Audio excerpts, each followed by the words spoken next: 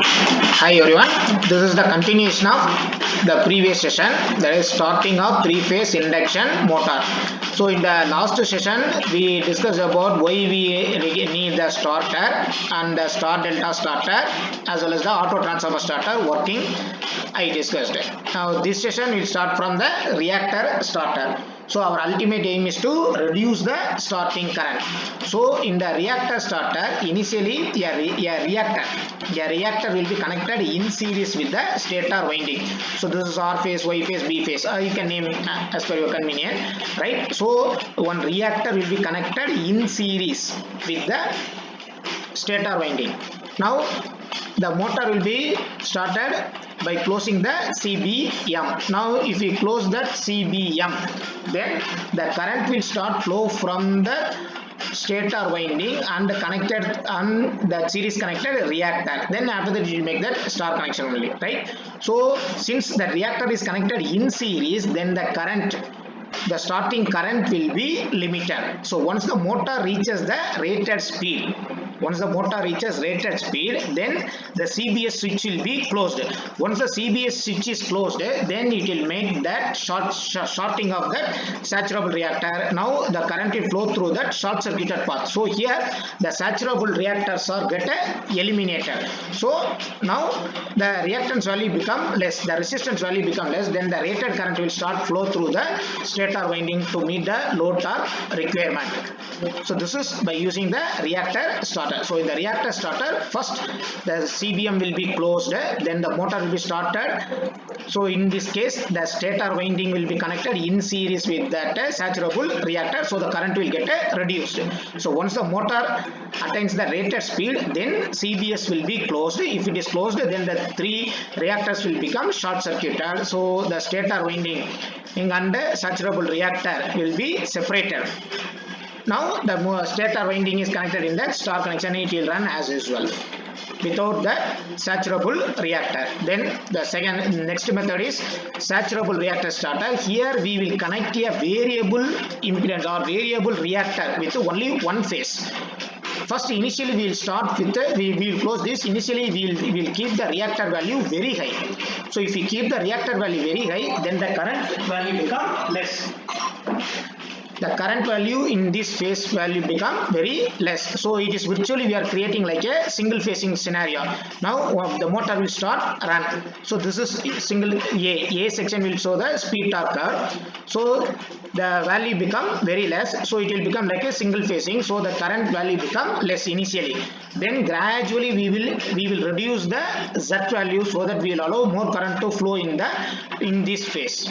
Then once the motor attains that rated speed, then the Z value will become almost 0. So that full supply will be connected with that stator. So this method is called a saturable reactor starter method. So this is for that with the full impedance value. This is with the lower impedance value or the zero impedance value, normal. This is speed of characteristics.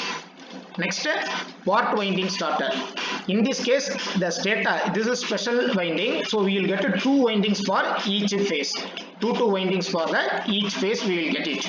So here, initially the motor will be started with by closing the CBM. So if you close with the CBM, then the current will flow through first winding. So all R phase, Y phase and B phase, the current will flow through only the first winding. Since that value, reactance value is very high, okay, then the starting current will be reduced. Now once the motor attains the rated speed, then the CBS will be closed.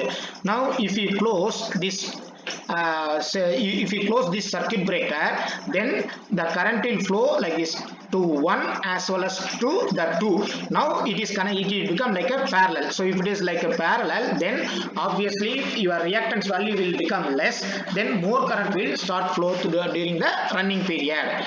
Therefore we can reduce the starting period current and we can allow the rated current during running period. So in the part winding starter, first CBM will be closed, so the current will flow in only the first winding. So the current will become reduced. Then once it attains the rated speed, then CBS will be closed. Once the CBS closed, then the current will start flow through both the windings. both the windings so that reactance value become less, then the more current will start flow through the stator winding to meet the load demand. Then another method is called a rotor resistance starter. So in the rotor resistance starter, this is actually used for the slip ring induction motors. In the slip ring induction motor, like stator, in the rotor also will have the winding. So the first circle denotes the stator, the second circle denotes the rotor. In the all previous methods belongs to the stator side. All star delta, auto transformer, reactor starter, saturable reactor starter, pot winding starter, all are belongs to that stator side. Now this is for slip ring induction motor. So here in the rotor section we will connect the resistors in series with the particular winding with the contactors connected in between that. Now initially the motor will be started with a higher resistance value, so obviously the current will become reduced. So this is the first one. Then if the motor speed start increase, then we will close the C1 switches so that this down part resistance will become eliminated. Now each winding will be connected with only the two parts of that resistance. Now once the rotor attains that 60 to 80% rated speed, then C2 will be closed. Now in this time only the top portion of the resistance will be connected with the rotor. Once the motor attains the rated speed, then the C3 will be also closed. So if C3 is closed, then virtually there will be no resistance connected with that rotor, then the rated current will start flow through the winding. So this is for the speed torque curve for rotor resistance starter. So this is for the switching first conductor. This is during starting, then once the speed start increase, then the curve will become like that. Whenever you close C1, then this is the transition. Then after that again that speed will start increase, then C2, C3, like that. If you close, then we'll get that normal running. So this is rotor resistance starter, applicable only to the slip ring induction motor. I hope you got a clear idea about the starting of three-phase induction motor. This is about rotor resistance starter, then pot winding starter, saturable reactor starter, auto transformer starter, and star delta starter. If you have any doubt, mail to me.